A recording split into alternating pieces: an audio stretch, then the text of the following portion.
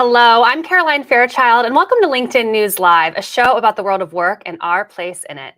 Every year, LinkedIn launches its top companies list, a selection of 50 of the most desirable brands for professionals in their career growth, measured against things like stability, diversity, and upward mobility, all using unique LinkedIn data.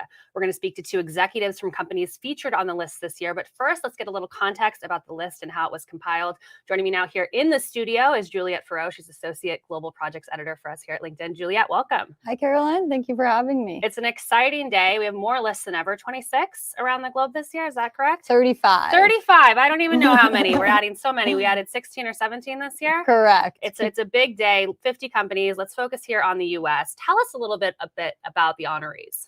Yeah, so there are 50 companies on the US list this year. 20% of those are new. Coming out on top for the second year in a row is Amazon. And over the past year, and particularly over the last 6 months, Amazon has really doubled down on working to recruit and retain their talent through boosting their base salary pay for warehouse workers, et cetera, and through a number of upskilling initiatives. And then following Amazon, we have Alphabet, and then two big finance players, Wells Fargo and JP Morgan, as well as Walmart after that. A lot of big companies with a lot of job openings.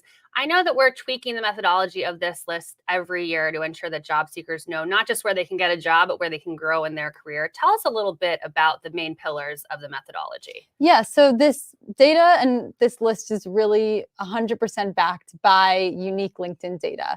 It is measured by 7 pillars that we look at that we believe all point to what it takes to build a great career and what it means to build a great career. And all of these pillars lead to a different element of career progression. For example, we look at skills. So how quickly and how many skills these employees are gaining while they're at the company. We also look at things like promotions, both internally within the company as well as externally. And we also look at diversity through gender diversity as well as educational mix. So companies that are hiring employees, not only ones that have PhD degrees, but ones that just have high school degrees. And I don't have to tell you that it's been a chaotic year for job seekers. We talk a lot about the great reshuffle here at LinkedIn. How are these companies even getting employees into the door and then keeping them there once they get the job? Yeah, great question. So it's definitely been a big year, and we've seen a lot of changes in the labor market. And through these changes, this has really put employees in the driver's seat as well as job seekers. So companies are working extra hard to recruit talent and to keep employees happy at the companies. And this is really shown through 2 trends on the list this year. The first one being companies investing in retraining as well as retaining employees. So we've seen this through a number of different upskilling initiatives that have all come out of the pandemic, a number of different opportunities to help employees grow their careers while they're at the companies, as well as providing mental health resources. So company-wide mental health days off, et cetera. And the second trend we're really seeing is a newfound importance on flexibility. So companies are now realizing that flexibility is a necessity to keep employees happy. And a number of companies, almost all of the companies on their list, have some sort of work from anywhere flexibility policy. Flexibility, everyone's asking for it. How many job openings are on the 50 companies right now? So there are 500,000 job openings on the list. All of the companies on the list are hiring right now, and there are a huge percentage of those that are remote positions as well. All right. So if you're a job seeker in the stream right now, there are lots of openings on this list. Juliette, thanks for breaking this down for us. Always great to see you and great to have you in the studio. Thank you, Caroline. Great to be here. All right. That was Juliette Farrow. She's Associate Global Projects Editor for us here at LinkedIn. All right. The pandemic had many companies had to be bumped off of the list last year because of the pandemic and them adjusting to the new normal. Today, we're going to highlight 2 companies who bounced back with a vengeance onto our list. I want to start with GE, the global conglomerate headquartered in Boston. And joining us from GE is Brandy Thomas, Vice President, Chief Diversity Officer, and Chief Audit Executive at GE. Brandy, welcome to the show. Caroline, it's a pleasure to be here. Welcome to the LinkedIn Live audience. Super excited. Well, congratulations on making the list. This is a big year. You recently decided to add to your many responsibilities at GE this big title of Chief Diversity Officer. We're seeing many companies outside of the list and on investing in this function right now. Talk to us a little bit about what you're focused on, particularly in your role as Chief Diversity Officer at GE. Yeah, well, thank you for the question. It's an exciting opportunity for me to serve as GE's Chief Diversity Officer. GE certainly has a legacy of diversity, equity, and inclusion. And for me, I look at my role through three lenses. One is the employee experience, making sure that we live up to our mantra of building a world that works for everyone. The second is how we show up in our community. And the third is who we do business with, because diversity, equity, and inclusion is about everyone who touches GE, not just our employers, but the folks we choose to partner with. So we have a variety of initiatives that are aligned to those three pillars that I'm really excited about to carry us through 2022 and beyond. And one of the things that stood out to me about GE is that they ranked high in retention and low in attrition. These are two key pillars that we look for when we are putting together the list. But as you know, these are also key pillars that I'm sure you're looking at from a diversity perspective, not just getting people in the door, but making sure that they're happy when they stay. What do you attribute to that, particularly as you think about retaining diverse talent within GE? Yeah, absolutely. So it's about the opportunities associated with the GE career. I mean, GE has a legacy that's been the case for a long time. As a matter of fact, I'll add a fun fact. GE turns 130 years old in a couple of weeks. So it has a 130-year legacy of providing various career opportunities to work cross-functionally, to work within businesses. And so the experience at GE is multiple careers within the same career trajectory. So I think providing that diversity of experience, which leads to the diversity of learning opportunities, is something that GE excels in, and it's hard to walk away from that.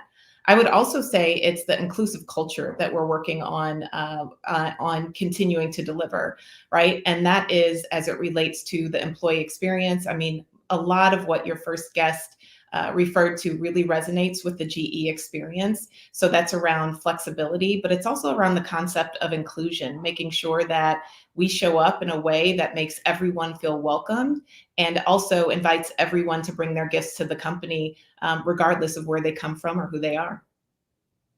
Brandy, you mentioned GE's age. GE is actually one of the oldest companies that we have on the list this year. We're in the world of startups. You think about tech, you think about all these new companies coming onto the list, all these youngsters trying to get people to come work for them. Why should someone think about working for GE? Oh, wow. Well, I mean, for me, it really was around the future of the company. I mean, if I think about the forward-looking pillars that we have, the future of flight, how compelling is that? Being a part of making sure that people are interconnected and can explore this world in a very, very global way, right? It is the future of precision healthcare, right? Which is something core to the last 2 years that we just came off of a pandemic. So I think healthcare is a core value and wellness is a core value for a lot of the people watching. And then finally, the energy space, right? And renewable energy and sustainability, really, really important. And so I think GE is well positioned in those three areas to really do some great things. And as a result, we're able to attract very good talent. In addition, GE has a big commitment to digital strategies. And so we're doing an industrial company in a very modern way. For those reasons, a lot of folks find GE a really compelling opportunity. Brandy, I've been covering diversity, equity, and inclusion for most of my career, and I was looking over your GE's diversity report last night. And what I found to be unique is that you have slightly more women in leadership roles than you do overall, which I don't see often in diversity reports. Talk to us a little bit about what you're thinking about in terms of advancing gender equality within GE, particularly at the leadership level. Yeah, absolutely. We're really proud of that metric, Caroline, and we are not satisfied. We will continue to push the agenda forward as it relates to women. I mean, coming off of Women's History Month, what an exciting thing! What an exciting metric that we have to be proud of. Again, what we're doing is in those three areas, really working to create a workplace that is inviting for women, that women have the opportunity to succeed. Women and those who identify as women have that opportunity to succeed. So, a focus on women and recruiting and retaining women remains core to who we are. We've got some amazing ERGs that support a variety of different cross sections of our employee population, one being the GE Women's Network. And that is a lifeline that a lot of women really count on here at GE, not only to enrich the employee experience, but just to make sure that women are aware of the various opportunities for career advancement, that growth that you talked about at the beginning of the segment, just to make sure that folks are aware of those opportunities and encouraged to go for it. So yeah, Caroline, we're really proud of that statistic, and we hope to see more momentum in the future. Well, Brandy, congratulations again. I see a lot of GE employees congratulating you in the stream and also just celebrating their placement on the list. So thanks for joining us on LinkedIn News Live. No, I'm proud to represent them. No, it's been a pleasure. All right, that was Brandy Thomas. She's Vice President, Chief Diversity Officer at GE. All right, next up, we're going to speak with Publicis Group, a French multinational ad and PR agency, and one of the only ad agencies featured on our LinkedIn Top Companies list this year. Joining us from Publicis is Emmanuel Andre. He's a Global Chief Talent Officer. Emmanuel, welcome. Hi, good morning, Caroline. How are you? I'm good. Congratulations to you for making the list. I've been looking forward to speaking with you. We've talked a lot on LinkedIn News Live and off about how the pandemic has impacted the marketing and advertising world, but I wanted to talk to you a little bit about how it's impacted the talent market for marketing and advertising. What has changed within the pandemic in terms of how you think about recruiting and retaining talent? Everything has changed since the pandemic, and actually we're thinking now the post-pandemic world we're entering and how to manage that. But there couldn't have been a more, surprising and disarming situation over the past 2 years. We had to react very fast because we didn't know what the future was holding for us in 2020, and we helped our internal platform, Marcel, that hopefully we'll talk about a little bit more, has really tried to balance the needs with the opportunities that we had inside by the creation of gigs and other devices to help our employees maintain their situation. And then we grew and we invested on employee growth. It's almost everything we've dedicated ourselves to is to make sure that Publicis was the place where careers grew and people grew. Well, in the immediate wake of the pandemic, revenues at Publicis declined 13%, that's right after the pandemic. I know that you mentioned Marcel, and you guys leveraged AI to try and get some of this revenue back to make sure people stayed their jobs. Talk to us, what is Marcel? What is this AI device and components that you put into the company to make sure that people could stay employed? Sure. Marcel is the vision of a company like ours, like a platform. So we have 85,000 employees. We're in every geography. We belong to every culture, and we go pretty deep in terms of capabilities, experience, provenance, etc. Marcel is the meeting point of all that. It's the employee platform that enables us to know everything we know, to connect everybody who should, and to assemble our capabilities and our talents differently in how we solve problems. Marcel is a live experience for Publicis in a way. I was talking in previously the fact that we did launch Marcel prematurely at the beginning of the pandemic because we thought that it was the best moment for everybody to stay connected, obviously, but also through this separation, but also because it allowed us to connect the people with opportunities almost real time and help the needs be met with the right talent immediately, as we couldn't predict the future. We may have launched it a little too early, but you did save a lot of jobs. I saw something that the company projects that Marcel saved 2,000 jobs. Walk us through that prediction and how this technology ensured that more people could continue to work through this pandemic. So Marcel always has the jobs, internal opportunities, job opportunities for Publicis 2 weeks in advance. So every employee gets to see the job opportunities first. Along this idea, we decided to create what we called gigs. And gigs is what you need immediately that you would have hired for. But right now, if we're not going to hire, what would you have asked this person to do? And a gig is really the mission or the little job, the gig, that you need to have done in your company right now, and we put it on the market. We used Marcel as a job marketplace, and everybody who felt they could, all they had to do is raise their hand. And in the background, of course, we would make sure that the transaction was possible, and we connected needs with people who could meet those needs without barriers, without swim lanes, without geographies, in a completely open way. And yes, it did result in the end in saving jobs. We estimate more than 2,000 jobs were saved by doing this. Power of technology right there. Well, Top Companies is not the only honor that Publicis Group has gotten in the last year or so. You earned Holding Company of the Year in 2021 from Ad Age. And in response to that honor, I saw a video that you bigwigs in the marketing and advertising world put together, highlighting all of the critics that you faced through the pandemic and maybe even before. Why would you highlight the critics when you are talking about a celebration of something that Publicis won? And what was the inspiration behind that video? Well, we have a little bit of a behavior, it's a little chippy, I'll grant you that, but it's true that Publicis, I think, culturally sees itself as an outsider and comes in to challenge or present new things in the industry or its industry. And I think that it was a way to a little bit respond and take pride into things that have been challenging for us first. It's really an alibi to pick at what has been said along the way. It's really about celebrating, the going against the challenges once in a while. It's very French, maybe. I don't know. I'm French. It is French. We don't get a lot of that here in the States. No, when you do something wrong here in the States, that's what happens. Yeah. Well, we talked a little bit about just the importance of flexibility with Juliet and also with Brandy. And Publicis is one of the companies that employees can work wherever they want to for up to 6 weeks. What has been the results of that program? Talk to us a little bit about how employees are responding. So yes, thank you. You're referring to Work Your World, which is something we launched last December. But that actually opened on the 10th of January for employees. And it is, as you said, the possibility for every employee to decide every 12 months where to work for 6 weeks, up to 6 weeks.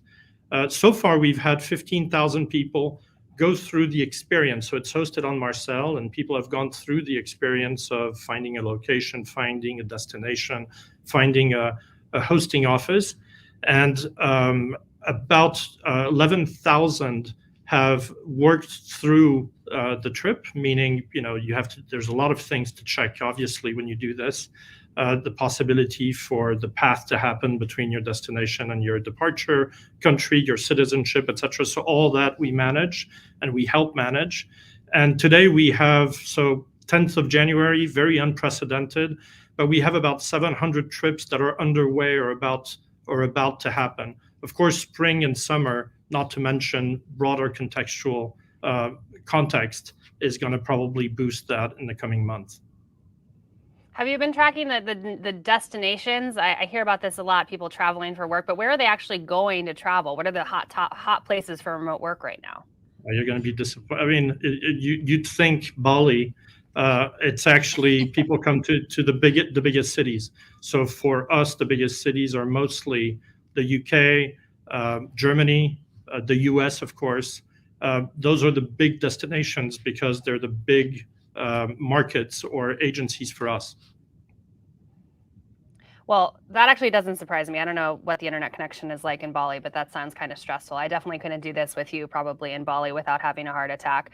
Let's talk about why your company made the list. It ranked high in both internal connection volume on LinkedIn. That was one of the main reasons. So that means that your employees are highly connected on the platform.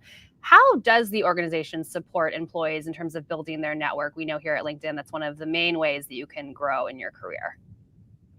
Well, the Marcel, again, sorry to come back to Marcel, but Marcel has dedicated itself to personal growth as we entered into 2022. And so it is really positioned as your personal growth platform in a hybrid world, and it's trying to serve up to every employee on Marcel opportunities to grow every day. So it is exactly what I'm describing. It's almost like those health platforms to remind you every day of the exercise or what you need to do. But through the skills that you want to acquire, through the experiences that you have, through the ambition that you have, through the declared itinerary or trajectory you'd like your career to have, Marcel adapts through AI, of course, and the Marcel knowledge graph in the background, and serves up every day opportunities for you to grow through, of course, skills and classes, not for everyone, for you, and for what you want to do, through, of course, connections to others. You know, if we only knew what we knew, we'd be 10 times better. And so making those connections with people that should be connected and making that natural and everyday is an important thing. And of course, through well-being. You can't grow if you're not well.